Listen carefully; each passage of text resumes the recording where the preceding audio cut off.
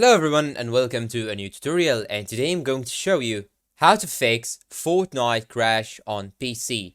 It's very easy and simple. All you have to do is to follow my steps, and before we begin, don't forget to hit the like button, subscribe and turn on notifications. First we should check if the game files has something missing. So to do that, all you have to do is to open your Epic Games launcher and go to library, then search for Fortnite and go to these three dots right here, click on it, left click, then go to manage and click on verify. And after verifying the game, you can try to open it and see if the issue is fixed or not.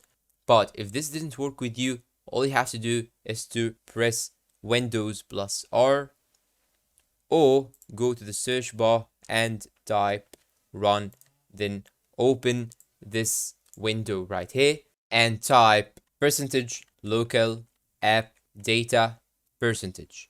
Then click on OK and it will show you this folder right here. All you have to do is to search for Fortnite game. As you can see here, I have found it. Then open this folder, go to saved, then config and go to Windows client. Then you should delete this file right here, and after deleting this file, all your settings will be set to default, and don't worry, this file will be regenerated again. But if this didn't work with you, all you have to do now is to go to your Epic Games, then go to library and uninstall Fortnite. And in order to do that, all you have to do is to click on these three dots right here, then click on uninstall.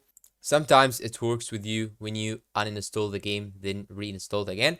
And that was all for today. I hope this video is useful to you all. Thanks for watching and see you in a new video.